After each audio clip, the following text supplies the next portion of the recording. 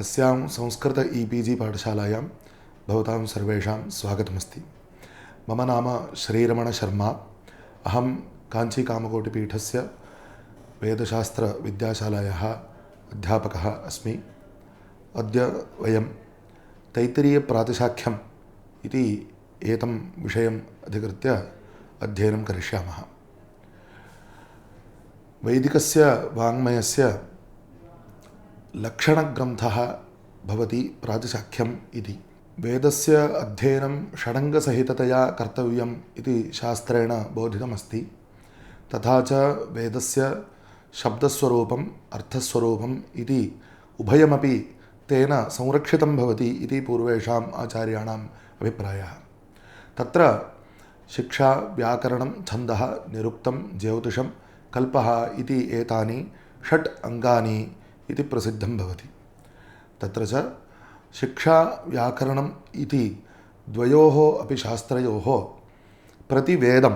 प्रतिवेदशाखं ये नियमाः भवन्ति तेषां सर्वेषां बोधनार्थं प्रवृत्तः ग्रन्थः भवति प्रातिशाख्यम् इति। तत्र च अद्यत्वे उपलब्धेषु प्रातिशाख्यग्रन्थेषु अन्यतमः अतीव विशिष्टश्च भवति तैत्तिरीयप्रातिशाख्यग्रन्थः। अस्मिन् ग्रन्थे 24 अध्यायाः वर्तन्ते। तत्र वर्णानां स्वरूपं, वर्णानाम् उत्पत्तेः कारणभूताः धर्माः, स्वराणाम् उदात्तादीनां स्वरूपं, तेषाञ्च कारणभूताः धर्माः, कथं वर्णानां परस्परेण सह सम्बन्धो भवति, अपि च कथं पदानां प्रयोगकाले पदानां परस्परस्मिन् कथं प्रभावः भवति, सन्धिः इति यदुच्यते इति एते सर्वेपि विषयाः अस्मिन् प्रातिशाख्ये उच्यन्ते। विशेषतः तैत्तिरीयप्रातिशाख्ये तैत्तिरीयशाखायाः एतादृशाः नियमाः उच्यन्ते। शिक्षाशास्त्रं व्याकरणशास्त्रम् इति यद्वर्तते तत्तु सामान्येन सर्वेषां वेदानाम् अथवा सर्वासां वेदशाखानाम् उच्चारणनियमान् बोधयति। व्याकरणशास्त्रम् इति च भाषासामान्यस्य, सा च लौकिकी वा भवतु वैदिकी वा भवतु, तादृशस्य भाषासामान्यस्य नियमान् बोधयति। परन्तु वेदे प्रतिशाखं ते विशेषेण नियमाः पालनीयाः भवन्ति इति कारणेन तेषां बोधनार्थम् अयं प्रातिशाख्यग्रन्थः अवश्यम् अपेक्षितो भवति। तत्र च अस्मिन् तैत्तिरीयप्रातिशाख्यस्य प्रस्तावस्य प्रथमभागे अस्माभिः अस्मिन् प्रातिशाख्ये आदृताः संज्ञाः परिभाषाश्च कीदृशाः, अत्र च ये सन्धयः यत्र भवन्ति, ये सन्धयः यत्र न भवन्ति इति एते सर्वेपि विषयाः निश्चयरूपेण बोधनीयाः। सामान्यशास्त्रेषु सामान्यनियमाः बोधिताः भवन्ति, तत्र च क्वचित् विकल्पाः उच्यन्ते। परन्तु वेदस्य स्वरूपे विकल्पः न भवति। तस्यां शाखायां ते नियमाः तेषु स्थलेषु तथैव पालनीयाः भवन्ति इति कारणेन एते नियमाः प्रतिशाखं व्यवस्थिततया बोधनीयाः इत्यतः एते प्रातिशाख्यग्रन्थाः शिक्षाशास्त्रस्य व्याकरणशास्त्रस्य च नियमान् बोधयन्ति। अत्र च तैत्तिरीयप्रातिशाख्ये कीदृश्यः परिभाषाः आदृताः इति अयं विषयः आदौ वक्ष्यते। संज्ञाश्च अस्मिन् प्रातिशाख्ये उपयुज्यमानाः। ततः वर्णोत्पत्तिः कुत्र भवति, कुत्र प्रथमस्य शब्दस्य उत्पत्तिः, तदुपरि कथं तस्य संस्कारः जायते, तेन च सः शब्दः वर्णात्मना परिणमते इति एते विषयाः वक्तव्याः। तत्र आरम्भे अनुप्रदानम् आनुनासिक्यम् इति एतौ धर्मौ, एतौ च सर्वेषां वर्णानां स्वराणां व्यञ्जनानां च साधारणौ धर्मौ, एतयोः धर्मयोः बोधनम् अस्मिन् पाठे आदौ करिष्यते। भारतीये वाङ्मये विशिष्टं स्थानम् आवहति वेदः। समग्रस्य प्रपञ्चस्य आदितः अद्यपर्यन्तं सम्यक् परिपाल्यमानेषु वाङ्मयेषु वेदः अतीव विशिष्टः इत्यत्र नास्ति संशयः। तस्य च एतादृशस्य सुरक्षितत्वस्य कारणं भवति तस्य प्रवृत्ताः लक्षणग्रन्थाः,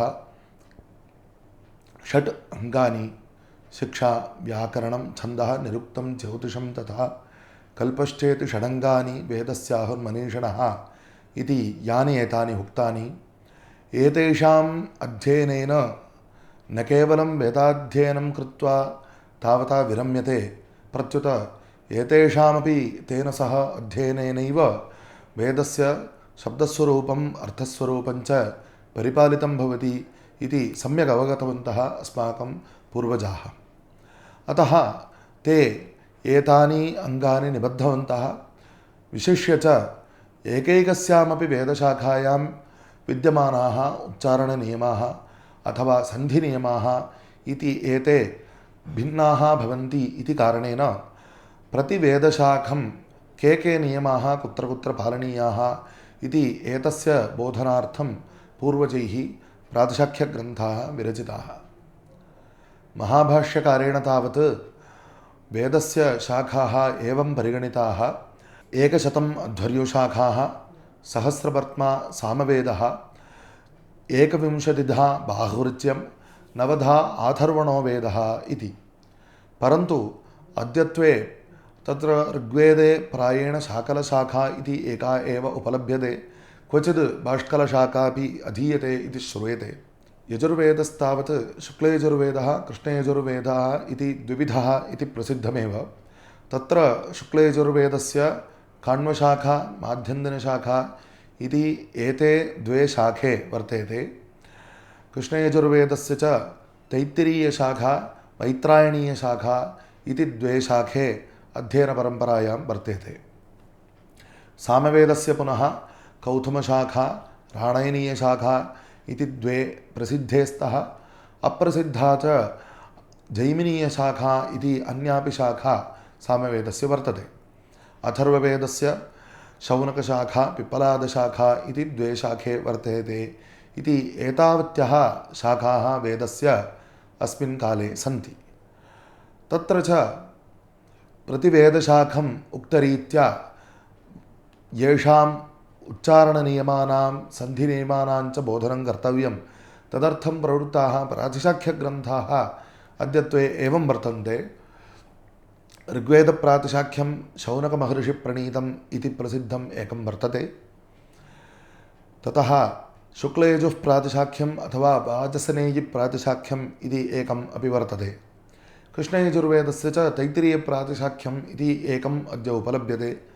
सामवेदस्य ऋङ्मन्त्राणां निरूपणार्थं ऋक्तन्त्रम् इति, साममन्त्राणां निरूपणार्थं च सामतन्त्रम् इति एतौ ग्रन्थौ वर्तेते। अथर्ववेदप्रातिशाख्यं च वर्तते। इदानीं वयं तैत्तिरीयप्रातिशाख्यम् इति एतं ग्रन्थम् अधिकृत्य अध्ययनं कुर्मः। वेदस्य उच्चारणस्वरूपस्य संरक्षणं इयता प्रयत्नेन कुतः कृतम् इति किञ्चित् प्रथमं चिन्तनीयं। वेदस्य न केवलम् अर्थे महत्त्वं, प्रत्युत तदीयाः शब्दाः ये वर्तन्ते तेषां शब्दानामेव मङ्गलप्रदत्वम् अथवा नानाविधाः शुभाशुभप्रदत्वशक्तयः वर्तन्ते इति पूर्वेषां श्रद्धा अवर्तत। अद्यापि वैदिकानां तथैव श्रद्धा वर्तते। इदानीं तत्र वेदे यदि मन्त्रस्य अक्षराणाम् अथवा स्वराणां व्यत्ययो भवेत् तदा अर्थस्य अन्यथात्वम् अथवा वैपरीत्यमेव भवति इति या एषा श्रद्धा वर्तते, अस्याः मूलभूता काचन कथा वेदे विद्यमाना उच्यते।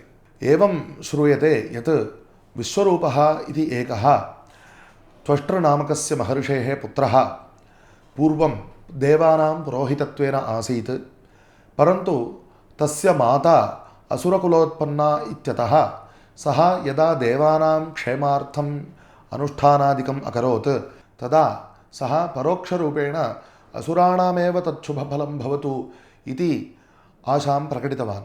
अतः तदनुसारं तेषाम् अनुष्ठानानां फलं तत्रैव गच्छति स्म। एतद् ज्ञात्वा इन्द्रः एवं द्रोहं कृतवन्तं तं विश्वरूपं स्वीयेन वज्रेण हतवान् भवति।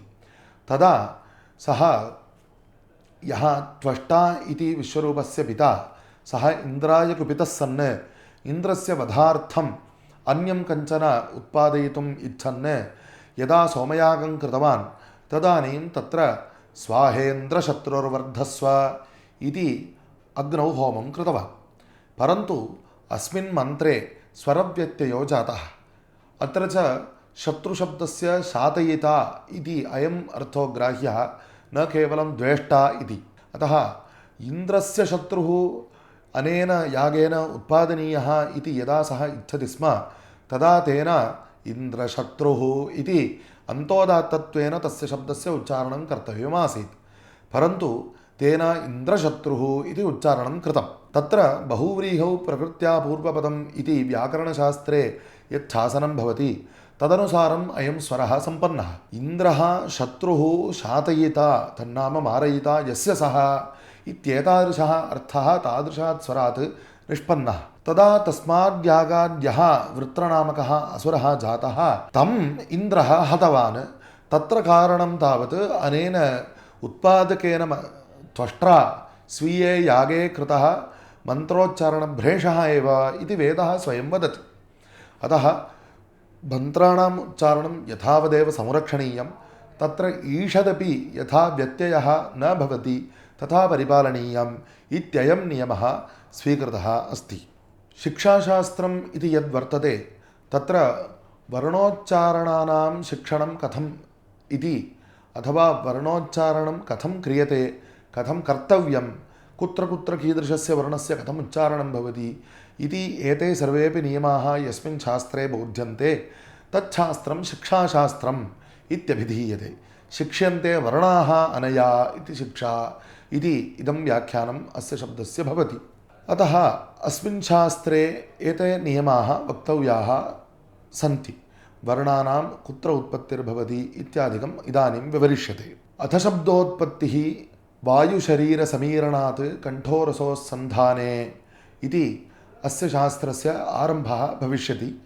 आदौ अस्मिन् प्रातिशाख्ये कीदृश्यः परिभाषाः आदृताः, कीदृश्यः संज्ञाः अभिहिताः इति एतद्वयं प्रथमं वदामः। अथ वर्णसमाम्नायः इत्युक्त्वा तत्र षोडशादितस्वराः इति प्रथमं सूत्रं भवति। ततः परं शेषो व्यञ्जनानि इति सूत्रमपि भविष्यति। अत्र अ आ इ ई उ ऊ ऋ ऋ ए ऐ ओ औ इति एते षोडशवर्णाः स्वराः भवन्ति। ततः परं क ख ग घ ङ च छ ज झ ञ ट ठ ड ढ ण त थ द ध न इति तत्र आदौ 25 स्पर्शसंज्ञकाः वर्णाः वर्तन्ते। ततः पराः चतस्रः अन्तस्थाः इत्युच्यन्ते। य ऋ व ल इति एतेषां वर्णानाम् अन्तस्थाः इति संज्ञा भवति। ततः परे षड् ऊष्माणः इत्युच्यते। यद्यपि लोके श ष स ह इति चतुर्णां वर्णानामेव ऊष्मसंज्ञा प्रसिद्धा भवति, इह प्रातिशाख्ये तु ह तन्नाम जिह्वामूलीयः, ततः परं श ष स ततः परं फु तन्नाम उपध्वानीयः इति एतेषां पञ्चानां वर्णानाम् ऊष्मसंज्ञा स्वीकृता। तथा ह इति अस्य हकारस्यापि ऊष्मसंज्ञा स्वीकृता। ततः प्रसिद्धतया विद्यमानः उम् इत्यनुस्वारः, अह इति विसर्गः इति एतौ द्वौ वर्णौ अपि वर्तेते एव। अत्र ळ इत्येतस्य वर्णस्य अपि अस्यां शाखायां प्रयोगः वर्तते इति कारणेन सोऽप्येकः वर्णः अत्र परिगण्यते। ततः परं तत्र मतभेदः वर्तते, इतोपि अतिरिक्ताः वर्णाः सन्ति वा न वा इत्यस्मिन् विषये। तथा हि अस्य तैत्तिरीयप्रातिशाख्यस्य द्वे व्याख्याने सम्प्रति उपलभ्येते प्रसिद्धतया। तत्र एकं व्याख्यानं त्रिभाष्यरत्नम् इत्युच्यते। ततः पूर्वं 3 भाष्याणि अस्य शास्त्रस्य आसन् इति ज्ञायते। तेषां च कर्तारः आत्रेयः, वररुचिः, माहिषेयः इति एताभिः संज्ञाभिः अभिधीयन्ते। एतेषां त्रयाणां भाष्याणां सारांशः अस्मिन् ग्रन्थे प्रदीयते इत्यर्थात् त्रिभाष्यरत्नम् इति अस्य ग्रन्थस्य संज्ञा भवति। ततः परं वैदिकाभरणम् इति नाम्ना अन्यत् अपि व्याख्यानं प्रसिद्धतया वर्तते। अतोपि अन्यानि कानिचन अप्रसिद्धतराणि व्याख्यानानि भवन्ति। इदानीं प्रसिद्धतया विद्यमानयोः अनयोर्द्वयोर्व्याख्यानयोः त्रिभाष्यरत्ने एतस्मादतिरिच्यापि अन्ये केचन वर्णाः वर्ण्यन्ते, परन्तु वैदिकाभरणे तेषां वर्णानाम् अङ्गीकारविषये मतभेदः वर्तते। तत्सर्वं यथा यथं तस्मिन् स्थले प्रदर्शयिष्यामः। इदानीम् एवं वर्णोद्देशः कृतः, अथ वर्णानाम् अभिधानं कथं क्रियते इति उच्यते। अस्मिन् शास्त्रे वर्णः कारोत्तरो वर्णाख्या इत्युच्यते। यथा अकारः, इकारः इत्यादि ये स्वरवर्णाः वर्तन्ते तेषाम् उच्चारणं कृत्वा ततः परं कार इति शब्दस्य उच्चारणेन तस्य एकस्य वर्णस्य अभिधानं भवति। तेन को लाभः इति चेत् सूत्रेषु इकारम्, इकारात् इत्यादीनि उच्चारणानि इत्यादयः प्रयोगाः कर्तुं शक्यन्ते। अतः कार इति शब्दः तस्य वर्णस्य निर्देशकः भवति इत्युच्यते। परन्तु व्यञ्जनानां विषये तत्र वर्णस्य उच्चारणं कृत्वा ततः परं सौकर्यार्थम् एकम् अकारं योजयित्वा अकारव्यपेतो व्यञ्जनानाम् इति अकारोत्तरं कारशब्दः प्रयुज्यते। तथा हि क इति अयं व्यञ्जनवर्णः, न तु क इति। लिप्यां तावत् क इति लिख्यते, परन्तु तत्र द्वौ वर्णौ वर्तेते। क इति व्यञ्जनवर्णः, अ इति स्वरवर्णः इति द्वौ वर्तेते। अतः तत्र केवलस्य व्यञ्जनस्य सूचनार्थं ककारः इति उच्चारणं क्रियते। तस्य च क इति न अर्थः, क इत्येव अर्थः भवति। अतः अकारव्यपेतो व्यञ्जनानाम् इत्युच्यते। कदाचित् सूत्रेषु संक्षेपार्थं केवलम् अ इति एकस्य वर्णस्य उच्चारणेन व्यञ्जनवर्णस्य निर्देशः क्रियते। यथा षपूर्वः इत्युच्यते, तत्र षकारपूर्वः इत्यर्थो ग्राह्यः भवति। अपि च वर्णसमुदायस्यापि संज्ञा भवति। वर्णसमुदायस्य इत्यस्य अयमर्थः अनेकेषां वर्णानां युगपद्ग्रहणार्थं यथा पूर्वं स्पर्शाः, अन्तस्थाः इत्यादयः संज्ञाः कृताः, एवं अ आ इति त्रयाणामपि ग्रहणार्थं तत्र वर्णोत्तरस्त्रयाणाम् इति सूत्रं भवति। अकारः इति उच्यते चेत् अ इत्येव अर्थः भवति। वर्णः इत्युच्यते चेत् ह्रस्वदीर्घप्लुताः सर्वेपि गृहीताः भवन्ति।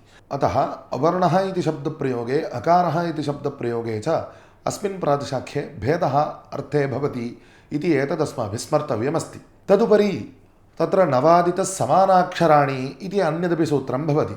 अ आ इ ई उ ऊ इति एतानि नव अक्षराणि समानाक्षराणि इत्युच्यन्ते। एतस्याः संज्ञायाः तत्र अन्येषु सूत्रेषु प्रयोजनं भवति, तेषाम् आनुनासिक्यस्य विधानं भवति इत्यादिकं। द्वे द्वे सवर्णे ह्रस्वदीर्घे इत्यपि सूत्रं भवति। एतेषु उक्तेषु नवसु वर्णेषु ह्रस्वदीर्घयोः द्वयोर्द्वयोः परस्परं सवर्णम् इति संज्ञा अपि भवति। अपि च अग्रे अन्येषु सूत्रेषु सवर्णशब्दस्य समानो वर्णः सवर्णः इत्यपि शब्दप्रयोगः क्रियते। तन्नाम उदाहरणार्थं ककारस्य ककारः सवर्णः इत्युच्यते। एवमपि अग्रे शब्दप्रयोगो भविष्यति। एवम् अस्मिन् प्रातिशाख्ये वर्णानां ग्रहणार्थं संज्ञाः कृताः। अथ क्वचित् सूत्रे अस्य वर्णस्य स्थाने इदं कार्यं भविष्यति, अस्य वर्णस्य स्थाने अयमन्यः वर्णः आगमिष्यति इति यत्र उच्यते तत्र अयं नियमः स्वीकृतः अस्ति। तत्र पूर्वं किञ्चन निमित्तमपेक्षितं, परं किञ्चन निमित्तमपेक्षितम् एतादृशेषु विधिषु तयोर्निमित्तयोः पूर्वशब्देन परशब्देन च अभिधानं भवति। यथा त्रपुमिथुपूर्वः शकारः चकारपरः इति एकं सूत्रं भवति। तत्र त्रपु मिथु इति शब्दः पूर्वत्र यत्र वर्तते, चकारः परत्र यत्र वर्तते, तत्र मध्ये शकारः आगमो भवति इत्यर्थः। एवं शकारः इति यः अत्र शब्दः प्रथमान्ततया वर्तते सः तावत् आगमस्य सूचकः भवति। तदर्थमिदं सूत्रं भवति अह्कारः आगमविकारलोपिनाम् इति। अन्येषु सूत्रेषु विसर्गः लुप्यते इति शब्दप्रयोगः भवति चेत् विसर्गः इति प्रथमान्तं यद्वर्तते तत्र यस्य वर्णस्य लोपो भविष्यति तस्य वर्णस्य तथा सूचनं क्रियते। अपि च यस्य वर्णस्य नूतनतया तत्र प्रयोगः कर्तव्यः, तन्नाम अन्यस्य वर्णस्य स्थाने प्रयोगः कर्तव्यः इत्युच्यते, तस्य निर्देशार्थम् अम् इति द्वितीया विभक्तेः प्रयोगः कर्तव्यः इत्युच्यते। नकार एतेषु णकारम् इति सूत्रं भवति चेत् तत्र नकारः णकारं प्राप्नोति अथवा णकारम् आपद्यते इति अयमर्थो ग्राह्यः। पाणिनीयशास्त्रे तावत् पूर्वनिमित्तस्य पञ्चम्या निर्देशो भवति, परनिमित्तस्य सप्तम्या निर्देशो भवति। यस्य व्यत्ययः भविष्यति तन्नाम लोपो भविष्यति अथवा अन्यरूपेण वर्णान्तररूपेण विपरिणामो भविष्यति, तस्य षष्ठ्या निर्देशो भवति। यस्सः नूतनतया आगच्छति तस्य प्रथमया निर्देशो भवति। परन्तु अस्मिन् प्रातिशाख्ये अयं क्रमः नाद्रियते, पाणिनीयः क्रमः नाद्रियते। एतादृशः पूर्वोक्तः अन्यादृशः क्रमः आद्रियते इत्येतत् स्मर्तव्यं भवति। एताः संज्ञाः तन्नाम शब्दप्रयोगाः कीदृशाः करिष्यन्ते इत्यस्य संक्षेपः एषः भवति। ततः परं परिभाषाः अपि काश्चन वर्तन्ते। तासां परिभाषाणां तत्र तत्र स्थले वयं यत्र यत्र अपेक्षितं तत्र चर्चयिष्यामः। अधुना वर्णोत्पत्तेः प्रक्रिया उच्यते। अथ शब्दोत्पत्तिः वायुशरीरसमीरणात् कण्ठोरसोस्सन्धाने इति सूत्रं भवति। कण्ठः इति यः अत्र उपरि प्रसिद्धः, उरः इति यत् इदं प्रसिद्धम्, अनयोः सन्धानम् अत्र मध्ये यद्वर्तते तत्र शब्दस्य उत्पत्तिर्भवति इत्युच्यते। कथम् उत्पत्तिर्भवति इति चेत् यदा कश्चन किञ्चित् वक्तुमिच्छति तदा मनसा यदा सङ्कल्पयति तदा उरसि विद्यमानः वायुः उपरि आगच्छति, तत्र कण्ठे तस्य प्रथमः संस्कारः भवति। तत्र सूत्रं भवति संवृते कण्ठे नादः क्रियते इति। यदा कण्ठः संवृतो भवति तदा नादः नाम शब्दविशेषः क्रियते इति सूत्रम् उच्यते। अत्र संवृते इति शब्दस्य कोऽर्थः, ततः पूर्वं कण्ठः इति शब्दस्य कोऽर्थः इति चिन्तनीयं। कण्ठः इति शब्दस्य अन्तः श्वासनाले उक्ते स्थले कण्ठोरसोस्सन्धाने यत् स्थलं भवति तत्र घोषतन्त्रीशब्देन आधुनिकभाषायां वोकल् कार्ड्स् इति यदुच्यते तेन शब्देन अभिहितः कश्चन अवयवः वर्तते। तयोर्मध्ये तत्र द्वे घोषतन्त्र्यौ वर्तेते, तयोर्मध्ये यः अवकाशः वर्तते सः तत्र कण्ठशब्देन उच्यते। तस्मिन् कण्ठे संवृते इति, संवृते नाम सङ्कुचिते इत्यर्थः भवति। यदा तयोः घोषतन्त्र्योः सङ्कोचप्रयत्नः क्रियते तदा तत्र विद्यमानः अवकाशः न्यूनीभवति, तदा यः शब्दः उत्पद्यते सः नादः इति एतत् सूत्रं वदति। तत् कथं भवति इति किञ्चित् चिन्तयामः। अधस्ताद् उरसः सकाशात् उत्क्षिप्तः वायुः उपरि आगच्छति, तत्र च मध्ये गमनमार्गे सङ्कोचः क्रियते। तदा गमनमार्गे यदा सङ्कोचः क्रियते अधस्ताद् उपरि आगच्छन् वायुः तं सङ्कोचम् अपवारयति। ते घोषतन्त्र्यौ अपवार्य वायुः निर्गच्छति, परन्तु घोषतन्त्र्योः प्रयत्नः तु तथैव वर्तते। तदा घोषतन्त्र्यौ पुनरेव एवं सङ्कुचिते भवतः पुनः वायुः तद्भित्त्वा निर्गच्छति, पुनः तयोः विशालीकरणं भवति, पुनः सङ्कोचः इत्येवम् एतद् अतिशीघ्रतया, यथा उदाहरणार्थम् आधुनिकभाषायां सेकेण्ड् इति यदुच्यते तत्र शताधिकवारं यथा एतौ सङ्कोचविकासौ भवतः तथा तत्र प्रभावो भवति। तेन च इति उच्चारणं कृत्वा एवं स्पर्शनं कुर्मः चेत् अङ्गुल्यग्रेण तत्र जायमानः कम्पः ज्ञातुं शक्यते। अस्य कम्पस्यैव घोषः इति संज्ञा भवति। एषः घोषः तादृशेन संवरणप्रयत्नेन अथवा संवारप्रयत्नेन उत्पादितः। तादृशघोषध्वनियुक्तः घोषधर्मयुक्तः यः शब्दः वर्तते तस्य नादः इति संज्ञा भवति। अत एव शास्त्रान्तरेपि विवारः, संवारः, नादः, श्वासः, घोषः, अघोषः इति एवं षड्धर्मान् उक्त्वा तत्र नादस्य, संवारस्य, घोषस्य च साहचर्यं श्रूयते। यदि तु तत्र कण्ठे शब्दोच्चारणवेलायां सङ्कोचनं न क्रियते तदा कण्ठः तन्नाम तत्र मध्यवर्ती प्रदेशः विवृतः विकासितः एव भवति। तदा केवलं शब्दस्य सञ्चरणेन तदानीमपि कश्चन शब्दः उत्पादितो भवति, स च शब्दः श्वासः इत्युच्यते। यथा वयं सामान्यतया श्वसिमः तदानीं तत्र कश्चन सूक्ष्मः शब्दः यः जायते तद्वदेव अयं शब्दो भवति इति श्वासः इत्युच्यते। अतः तत्र विवरणरूपः प्रयत्नः वर्तते, तेन च घोषस्य अभावः भवति, स एव अघोषः इत्युच्यते। तादृशघोषराहित्ययुक्तः शब्दः यः वर्तते सः श्वासः इत्युच्यते। इदानीम् एवं संज्ञाकरणं क्रियते, केषां वर्णानां घोषः भवति, तेन कारणेन तेषां वर्णानां नादः कारणं भवति इति संज्ञाकरणं क्रियते। तत्र प्रथमम् अघोषाः उच्यन्ते, तच्छेषो घोषः इति च। ऊष्मविसर्जनीयप्रथमद्वितीयाः अघोषाः इति सूत्रं भवति।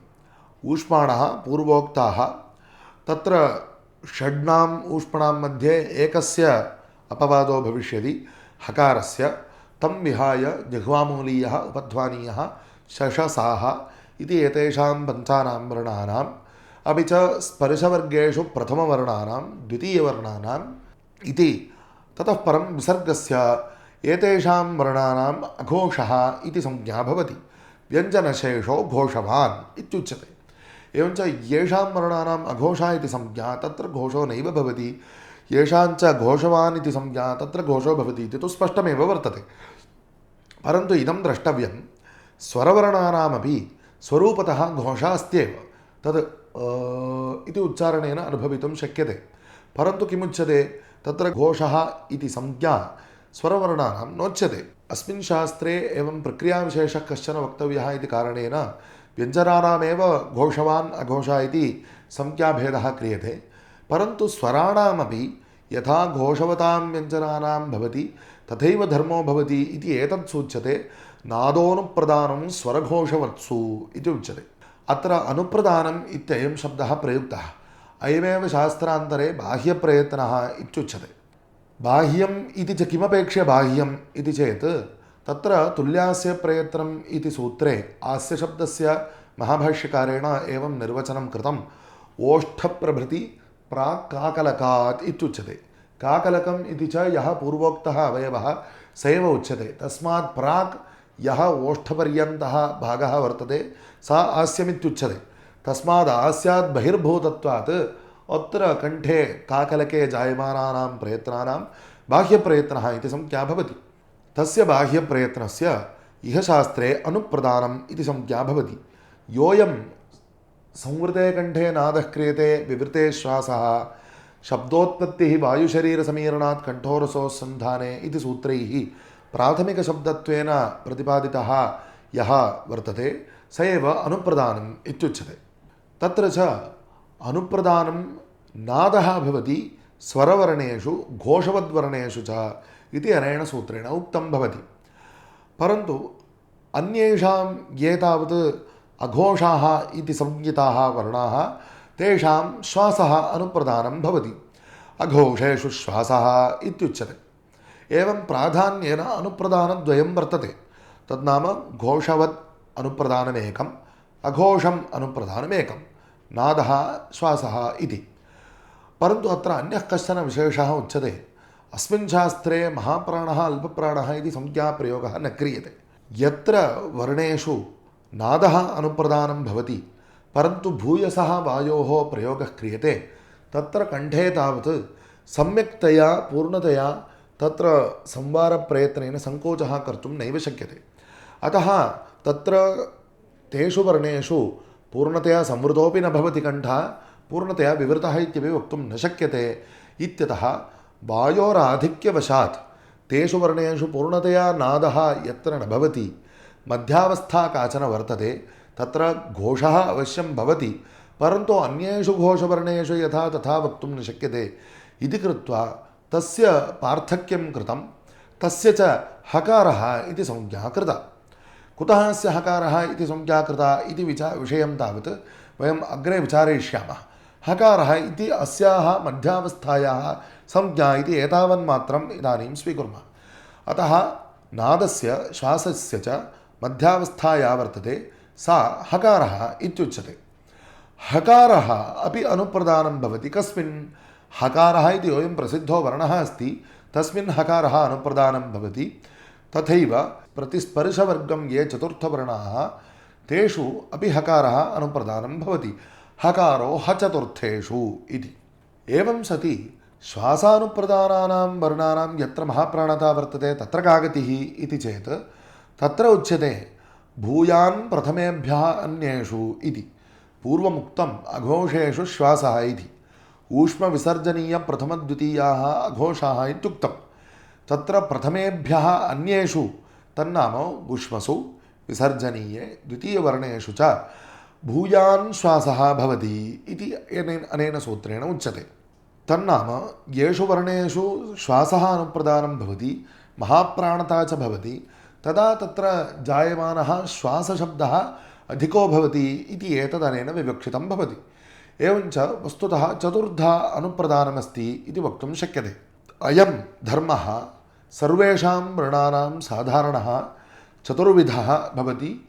पूर्वोक्तरीत्या एकैकस्मिन् वर्णे किम् अनुप्रदानम् इति वक्तुं शक्यते इति अयं प्रथमः सर्ववर्णसाधारणधर्मः उक्तो भवति। अनेन च यथा व्याकरणशास्त्रे बाह्यप्रयत्नः इत्युक्तं, यथा च महाप्राणः अल्पप्राणः इत्युक्तं, तयोर्द्वयोरपि धर्मयोः मेलनेन एकधा प्रतिपादनं कृतं भवति। इदानीम् आनुनासिक्यम् इति अपरस्य धर्मस्य प्रतिपादनं क्रियते। आनुनासिक्यं नाम मुखनासिकावचनोनुनासिकः इति सूत्रं तावत् शास्त्रान्तर्गतं प्रसिद्धमस्ति। नासिकाद्वारा यदा वर्णानाम् उच्चारणं भवति तत्र कश्चन कर्णश्रव्यः धर्मविशेषः अस्ति इति तु सर्वेषां प्रत्यक्षमेव वर्तते। तादृशस्य धर्मस्य आनुनासिक्यम् इति संज्ञा वर्तते। सः नासिकया भाषते इति कदाचित् वयं वदामः। अ इति यदि उच्यते तत् सामान्येन उच्चारितम्, अ इति यदि उच्यते तत्र नासिकया सह मुखेन उच्चारितं भवति इति। अतः तादृशेषु वर्णेषु आनुनासिक्यम् इति धर्मः अस्ति इत्युच्यते। आनुनासिक्यस्य धर्मस्य उत्पादकः प्रयत्नः कः इति तु चिन्तनीयं। या एषा प्रसिद्धा बहिः नासिका वर्तते, इयं तावद् वर्णोच्चारणेनैव व्याप्रियते। परन्तु अस्याः नासिकायाः अन्तः बिलं यद् अन्तः प्रविशति तद् नासिकाबिलमित्युच्यते। यत्र च आस्यबिलं वर्तते, यत्र वयम् अन्नादिकं प्रक्षिपामः तत्तावत् आस्यबिलमित्युच्यते। अन्तः नासिकाबिलस्य आस्यबिलस्य च सन्धानप्रदेशः कश्चन वर्तते। तादृशः सन्धानप्रदेशः नासिकाशब्देन अत्र विवक्षितो वर्तते। येषु वर्णेषु आनुनासिक्यं वर्तते तत्र अयं सन्धानप्रदेशः विवृतः भवति। येषु वर्णेषु आनुनासिक्यं न वर्तते तदा अयं सन्धानप्रदेशः निरुद्धः भवति। यदि सः विवृतः भवति तदा अत्र कण्ठादुपरि उत्क्रामति यः वायुः, स यथा मुखं प्रविश्य तत्र नानाविधैर्धर्मैः संस्कृतः सन् निर्गच्छति, तथा उपरि नासिकाबिलं प्रविश्यापि तद्वारा निर्गच्छति इति कारणेन तत्र कश्चन धर्मविशेषः उत्पादितो भवति। अतः अत्र आनुनासिक्यम् अस्ति इति अस्माकम् अनुभवो भवति।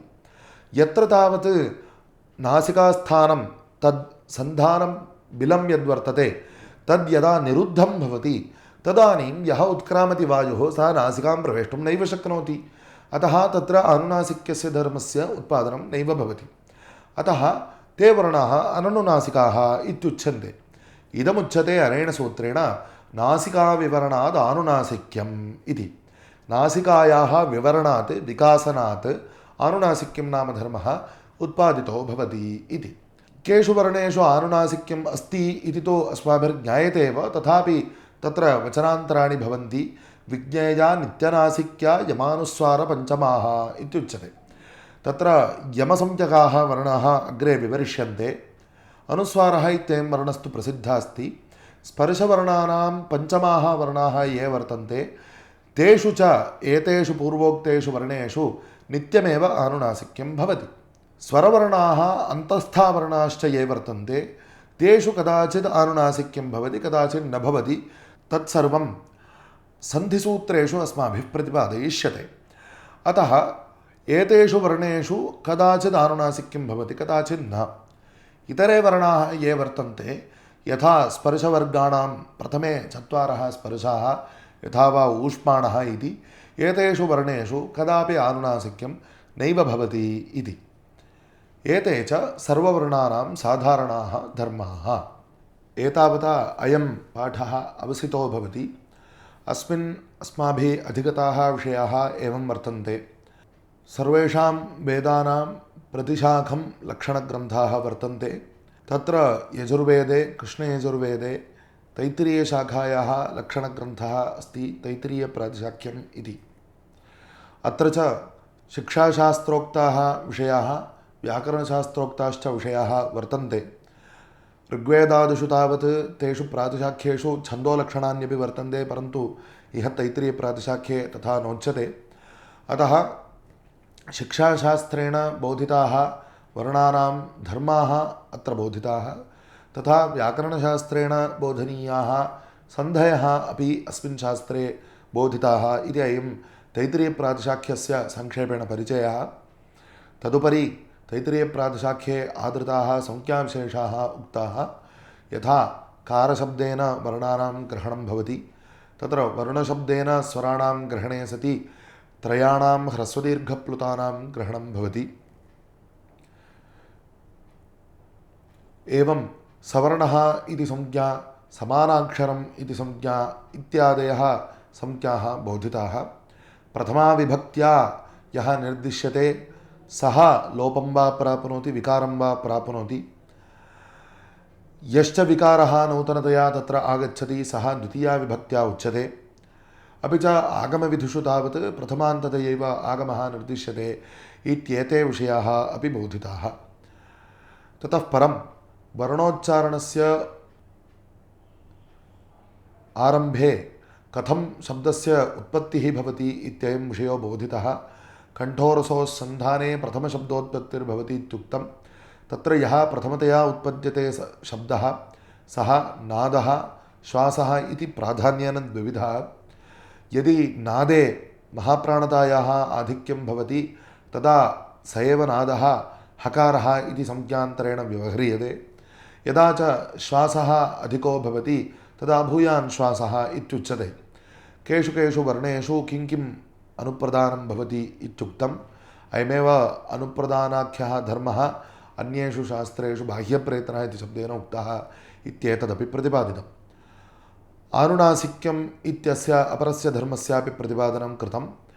आनुनासिक्यं नाम यत्र वर्णे नासिकाबिलस्य आस्यबिलस्य च सन्धानप्रदेशः विवृतो भवति तत्र उत्क्रामतः वायोः नासिकायां प्रवेशेन तस्य संस्कारः नासिकायां भवति इति कारणात् यः कश्चन तत्र विशेषः विलक्षणः धर्मः अस्माभिः श्रूयते स एव आनुनासिक्यम् इत्युच्यते। अतः आनुनासिक्यस्य उत्पादकः धर्मः अयं भवति। केषु वर्णेषु च आनुनासिक्यं भवति इति एते विषयाः अस्मिन् प्रथमे पाठे बोधिताः। एतावता भवताम् उपकारो जातः स्यादिति विभावयामः। धन्यवादाः।